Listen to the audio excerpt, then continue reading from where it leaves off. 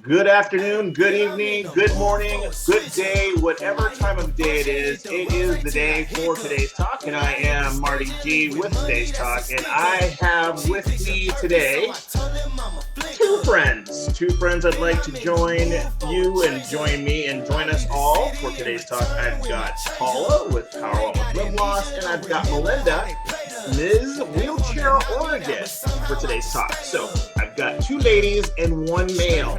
It's like 2-on-1, testosterone versus estrogen. Although people usually say I'm more female anyway. I think I'm okay. It's a healthy balance. Ladies, thanks for joining me today. I appreciate it. Thank you. Thank you. We're glad to be here. Thank you very much. It is a beautiful day, and I know we've got a lot to talk about.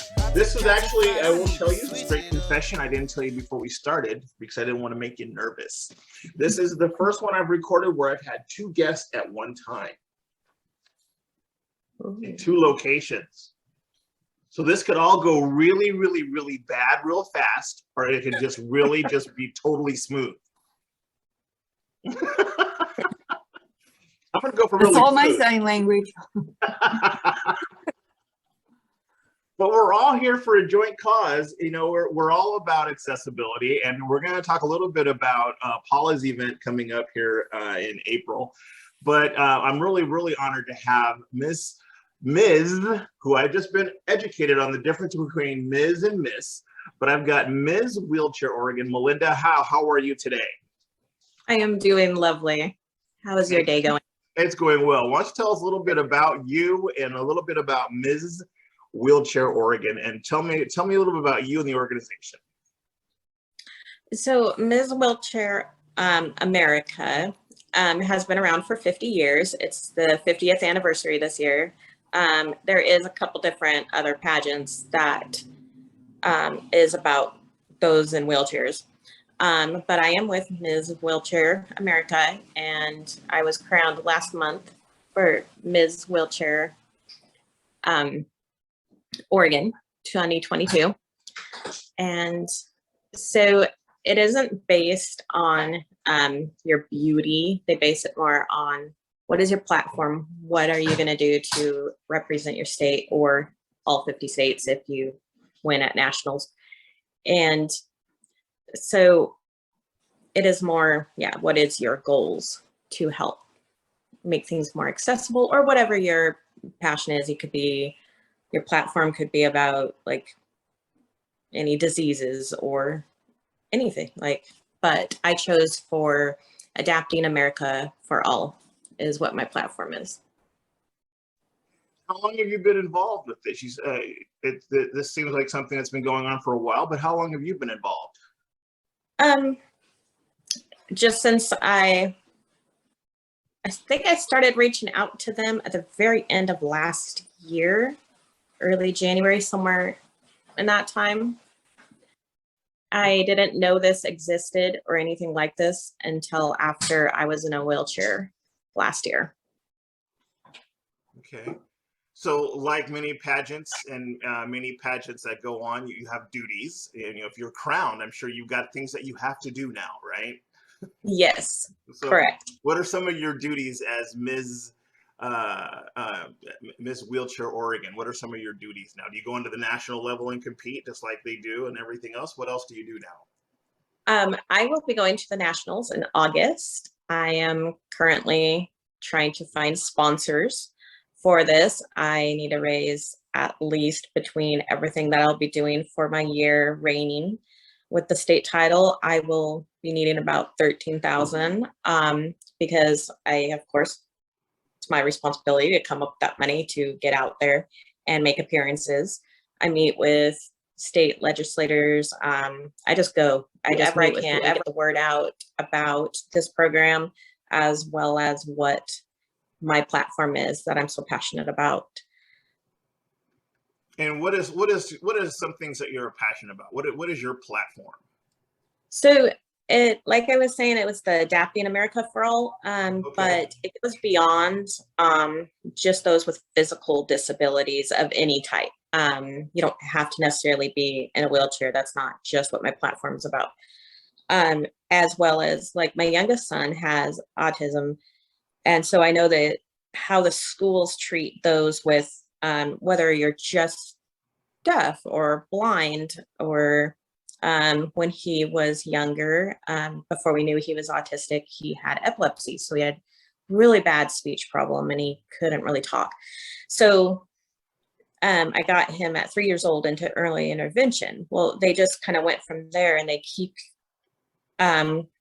these kids in special ed, and they don't really let them be around their peers, really. It's kind of like they just shove them in this classroom and there you go. And you mentioned that people don't think a lot about stuff like that, you know, and you talk a lot about accessibility. And it's something that I deal with on a regular basis, trying to get people to understand, because I deal with digital accessibility, and it's just like, it's the thing, it's just the right thing to do. It shouldn't be like a major investment of, oh well, I don't know if I have, why should I do this? It's just, it's the right thing to do. People with disabilities are the largest minority group in the country, right? So it's like, why not? Why wouldn't you want to do that, right? Correct. So that's awesome. So when it comes to ways to support you in your cause, I know you're going to be working with Paula, and we can bring Paula at this point. Paula, tell me about how you two have been working together for the limb loss effort in your conference coming up. And I have you muted. I think you're muted. Sorry. Oops. I wasn't able to get to it. Just to reiterate something that Melinda just said, and I've been hanging out with Melinda for a couple of months now, and I was in a wheelchair for a period of time, a couple of different times during my healing. So I'm a below the knee amputee, and Melinda is an above the knee amputee, and she has complications with her other leg. So that pretty much makes her live in a wheelchair. And I was there temporarily, and it kind of brought back all those memories. We stayed in a hotel room last weekend. We were at a conference, and if I hadn't been there to open the door to the hotel room, she couldn't have got in or out. So, I mean, totally stuck. I suppose she could have called the front desk, they could have come up, but that makes it, bam, right off the bat, totally inaccessible. And it was an ADA room. So we also experienced that in different areas. And yesterday, again, I got the wheelchair out of my car, got her in the wheelchair, and we went in the direction of the sidewalk. And there was quite a lip on the sidewalk that we couldn't get her over. And it's like turning around and trying to go another direction. We couldn't do it because the sidewalk was too narrow. And so it's like, wow, these were really nice quality hotels. So I was again surprised. Way different than it was back in the early 50s.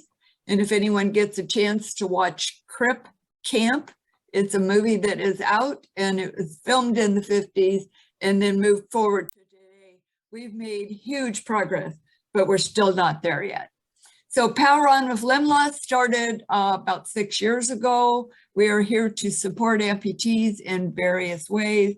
And we are putting on a conference on April 23rd. I don't know why I have to keep looking over at the flyer. Doors open at 9, the event starts at 9:30, and it is over at 3. And it is indoors at the Bob Kiefer Center. We're gonna have fabulous keynote speakers and tons of events, adaptive karate, bow yoga, wheelchair, basketball, rock wall climbing, pickleball. Gosh, I think I covered it all. And archery, that was the other thing. So lots of activities, lots of vendors, and lots of sponsors will be there with tons of information. So we like to say this is for amputees and people with physical challenges. So if you have a broken thumb, a broken toe, had hip replacement, knee replacement, anything that would put you in the category of being a physical challenge person that wants to experiment a little bit or just watch and see. So I started running several years ago, and as an amputee, you kind of think you'll never do that. Didn't do it before I was an amputee. Why would I do it now? Well, something kind of pops in your mind occasionally that this sounds like something fun.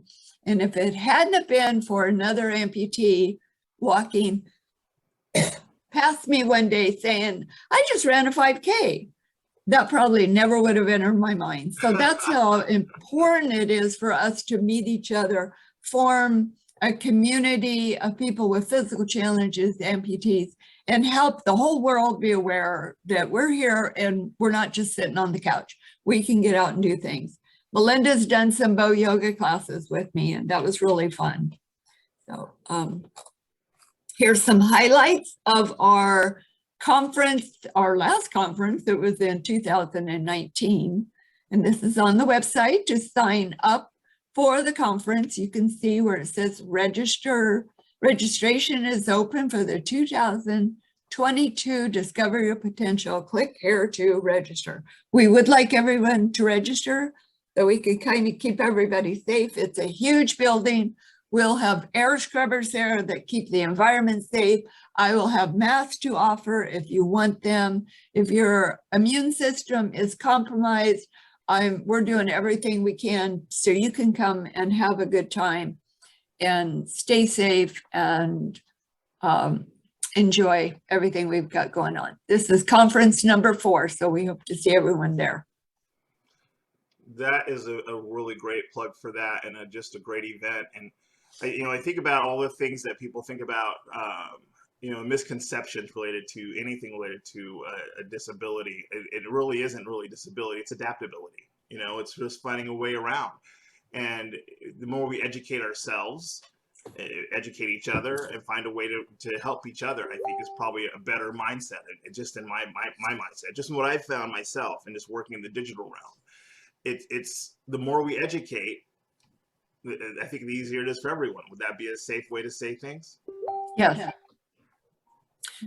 So this picture is Shannon Nell. He injured his arm like 35, 40 years ago. And then I'm going to say about 10 years ago, became an amputee. And we literally drilled holes in his $6,000 prosthetic and taught him how to shoot archery at one of our conferences. And as you can see, Joe's missing both his hands below the elbows. We hope to have him in a prosthetic this year. We just got it, and he plays the drums. There's another picture. This is bow yoga. So this is a really good stretch and balance exercise. And if you can see, this young man is in a wheelchair. That's me and my friend goofing. She's a little taller than me. It looks like she's stretching her leg out a little farther than I do. I'm waiting for this picture here. Can we hold on this for a second? I don't know if you can. It rotates. Anyway, this young man, 33 years old, he got hit by a semi-truck, missing both his hands, his entire back area, road rash, and has a visual impairment. And it took me 20 minutes to talk him into getting on that device for rock wall climbing.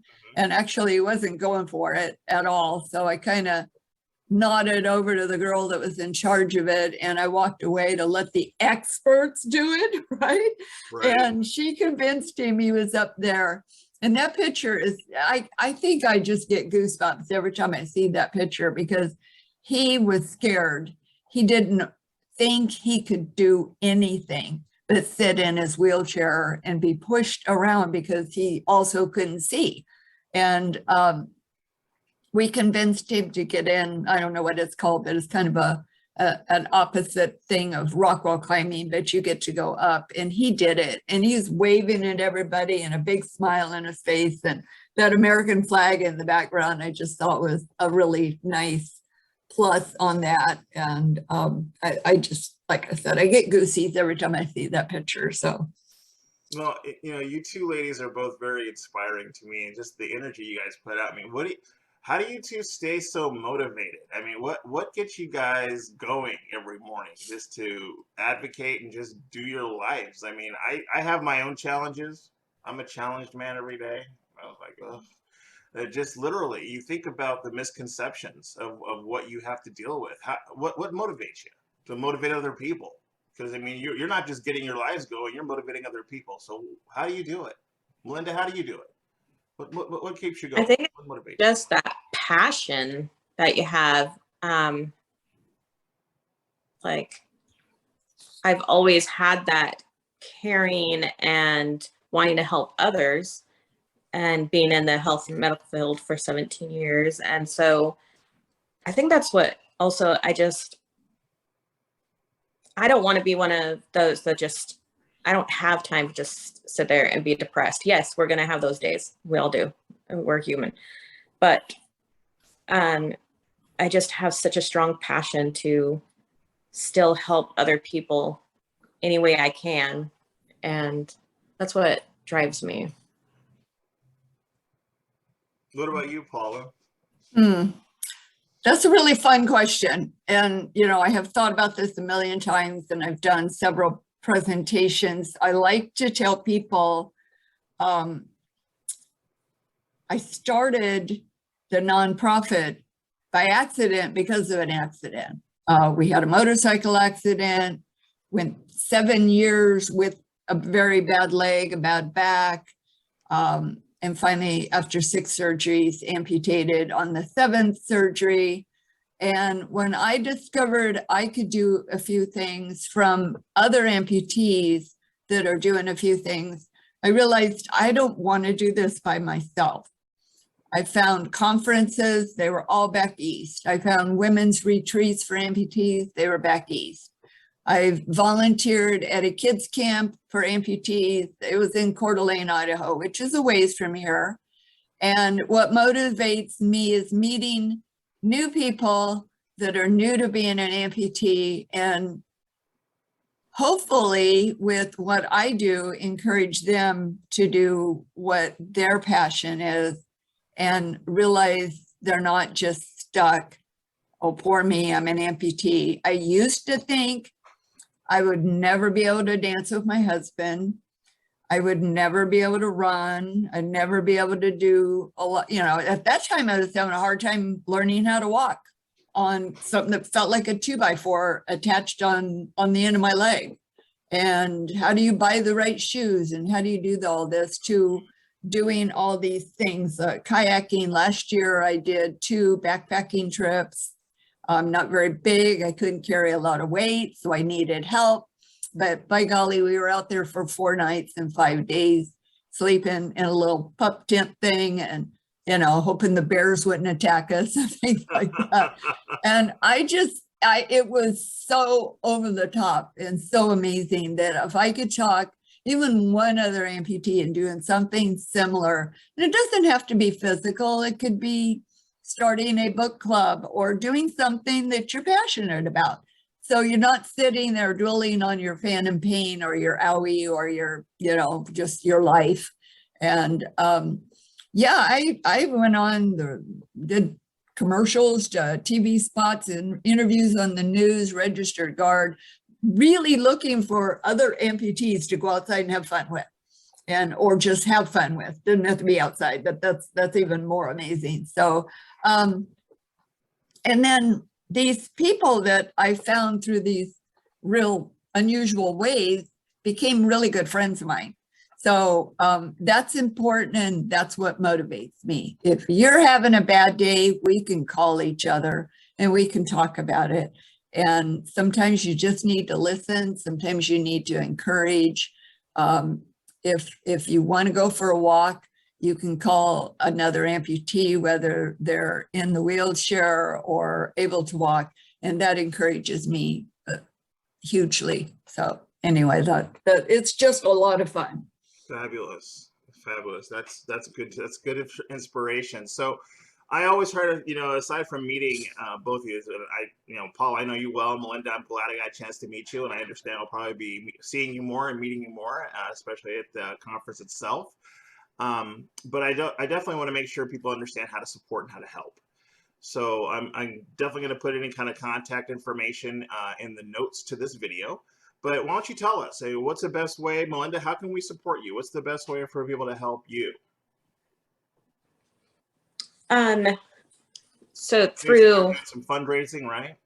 Yes. Yeah. definitely the fundraising is a huge one that will help in getting up to that goal of at least that 13,000. So that way I can go all over Oregon and get the word out, educate people on, I mean, we do need to change the stigma of anybody with disabilities. There's such a wrong outlook of, or how would I put that? Just the way people look at others with any type of a disability. And we need to educate others on that and hopefully change the way the world looks and treats others with disabilities. And I'm hoping as well with this educating, especially to the younger people in schools, is that will help with others getting bullied. And then there'll be more understanding. I definitely want to get out to hospitals and like I was saying, as well as schools, and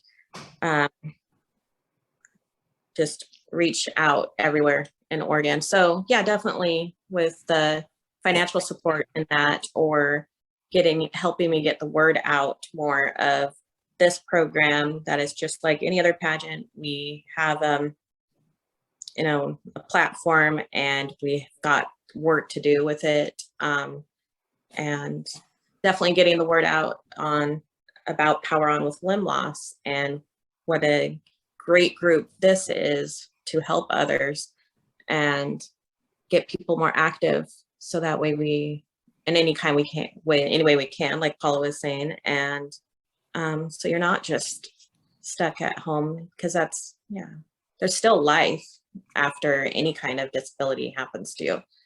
And yeah.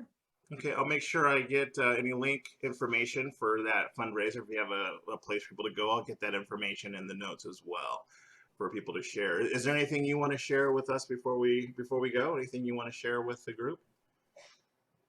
Or any viewers? Anything you want to share? Me or Melinda? Melinda. Oh, nope. I haven't got you yet, Paula. Anything you want to share, Melinda? No, I think I've pretty much said it all for now. Okay. I could just keep going for, you know, another hour or two. Yeah. Okay. Now, as far as you, Paula, is there anything that we can do particularly to help Power On with limb loss? I'm going to back up first a little bit with Melinda. You can find her all over social media. I think she's building a website in concern to all of this that should be out soon. But in the meantime, everybody can go to my website, which is poweronwithlimbloss.org. And we will help Melinda out by posting stuff, activities, events, and you can also donate or just contact me through the website or my email at Paula, should I say, it's Paula at poweronwithlimbloss.org. And I can put you in touch with Melinda if you can't find her on social media, or perhaps there's people that don't do Facebook and that kind of stuff. So we are also on Facebook, Instagram, and again, we do have a fabulous website that was developed by a friend of mine. And we'll be posting stuff when we get more information and dates. And Melinda also has a GoFundMe for her fundraisers. So I believe, Melinda, if I'm correct, you could go to GoFundMe and then just find her. Are you on there as Ms. Wheelchair Oregon? Or are you on there under your name, or? It's under my name, Melinda Preciado, but it also says Adapting America for All. Okay. We'll make sure we have that information also in the notes to the video too. I'll put that in there so people have a link to it. So we'll definitely make sure that gets there for people to support you. Thank you so much, Marty. You bet. And I know you wanted to play a video. I'm going to play Paula's video really quick for your conference. So I'm going to share my screen with you guys really quick. See if I can do this without blowing up my computer. Hey, look, there it is. All right, here we go.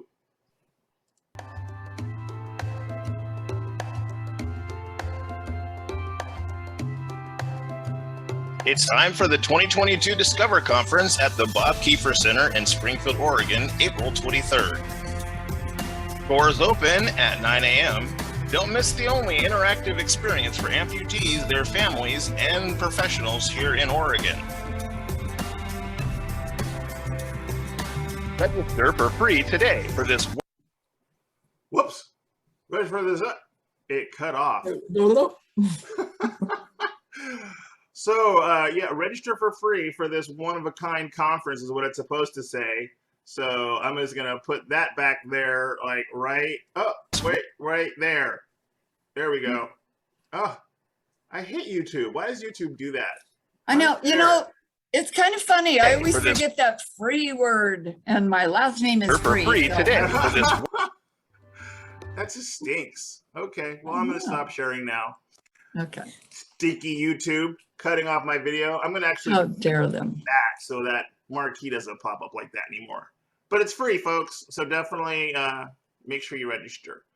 Anywho, ladies, I appreciate you. But before you go, I'm going to surprise you because there's a part of my show that I'd never tell anybody about until they're here. It's called Let's Get Real.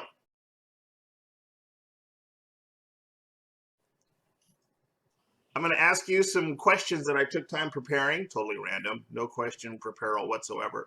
I've got a book of 3,000 questions. Oh, no. And I'm just going to ask you 3,000 questions. Yeah, Out of my okay. book. I'm just kidding. What'd you say earlier, Melinda? An hour or two? You got to spend? Yes. All right. I'm going to, usually I ask the guests 3 questions, but I'm just going to ask you both maybe 1 or 2. So let's just see what happens. Okay. Let's see. Question number 1 for Ms. Wheelchair Oregon. Let's see. What is something that is hard for you to imagine? What is something too hard for you to imagine? Sorry, that's the question. What is something too hard for you to imagine? Oh, wow.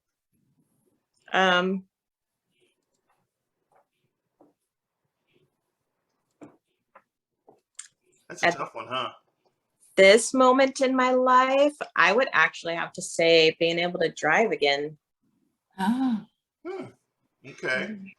good answer. Good answer. Okay.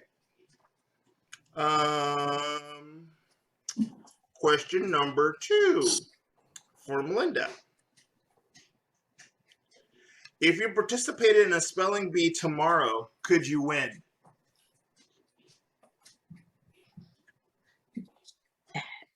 Oh, yeah. I could if I could take a spell checker or Grammarly with me. That's the only way I could. As I tell you, I think I'm getting, yeah, Paula, you're like me. I'm like, nope. And I went through so much schooling. It's ridiculous how many mistakes I still spell. It's just like, it's crazy. It's like my brain gets ahead of, like, behind how fast I go. And I'm like, I know what I'm trying to say. Then I got ADD, so it's kind of crazy.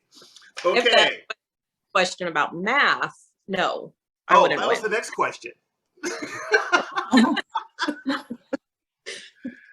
All right, here we go. I'm going to ask you one more. Do you prefer Walmart or Target, and why, Melinda?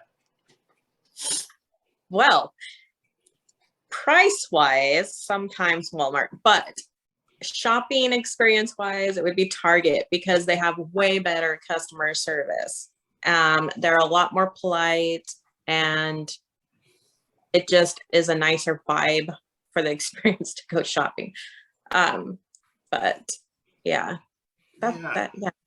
See, I'm really old. I remember when Walmart used to be really super friendly and fun back when they first came online back in the day. And then all of a sudden they just got kind of lame.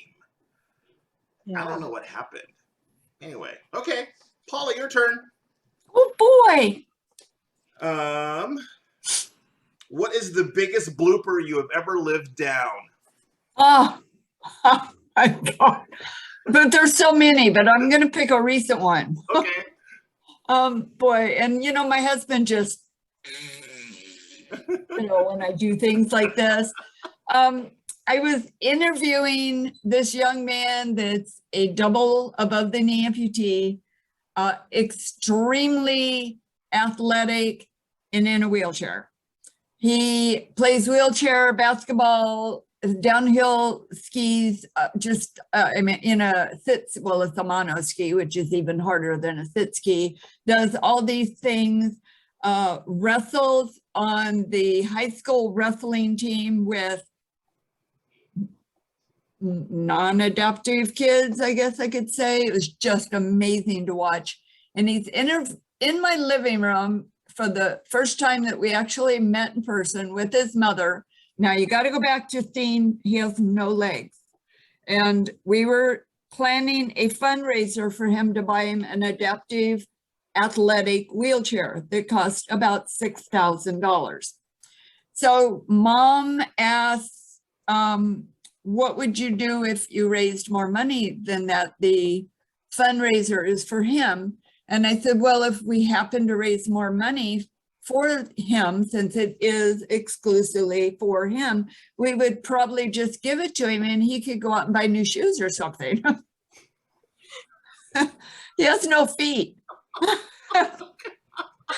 So, you know, of course, right when I said that, my husband walked through the living room and he's like, are you kidding? Oh my God. I went to that female mentality of what do women like to do? We're going to go buy new shoes. We buy shoes. We can't have too many pairs of shoes in the closet, right? His mother saved my bacon. She said, oh, that's so funny that you mentioned that, because quite often he takes his sneakers that he has and he ties them onto the end of his wheelchair and goes to school that way. Oh. Okay, there you go. Mom bailed you out. You know, oh my God. And I still get harassed about that. So I might as well put it out there to everybody else. I'm always, so, you know, that expression, putting your foot in your mouth. Now I just do this, right? You literally take your foot off and put it in your mouth. Take it off and put it right in my mouth. That's when I walk into a room. Oh my gosh. I wish more people actually had that skill. I really do. I really do. Because I think some people get mean when they realize they put their foot in their mouth and they can't. They just get meaner. I'm like, I can totally do it. I did that at a yoga event also. Somebody said, you know, she's starting the class. Oh, when you do, some people don't think you can do yoga because they think they have to put their foot behind their neck. And I already had it off, so I just said, oh, I can do that. Interrupted the whole yoga class. That's awesome. Anyway. Okay, last question. If you could cast a spell on someone, Paula, what spell would you cast and on who? Oh. Maybe you don't have to tell the name depending on where this is going to go, but how about what spell would you cast if you would cast a spell on someone? Well, I'm going to play this one safe. I'm going to take the safe card. It'd be on me. Okay. So I think I've got lots and lots of energy, but yeah. I can't believe I'm even running a nonprofit because first off, I can't spell worth a darn. Whether it's dyslexic or it's a visual problem that my eye doctor just told me about, that I cannot spell. So, I mean, if you were to test me, I'd probably test at a second or third grade reading level and spelling. So I cast a spell on me to be able to be really good at that and be able to, that would help me get things done faster and be able to email better. And, you know, I'm always getting, some people are really nice about it. If I'm doing something major, don't tell me I spelled Betty Sue wrong, you know, just let it fly. Because, you know, like, don't call me out in front of a meeting with 30 people in it because I spelled conference wrong or, you know. Give me the mulligan. You know, yeah, that's a good one. I'll use that one next time. Awesome. The do-over but spell. Yeah, I would cast a spell to just be amazingly over the top with a few of those kind of things. So awesome. Well, ladies, I want to thank you so much for spending so much time with me today. I know I spent a little extra time getting this all set up. I hope this wasn't too painful for you. It was a lot of fun. Thank you very much. And can I throw in something? You can throw in whatever you want, Paula. You know that you're my fave, so go ahead, whatever you want.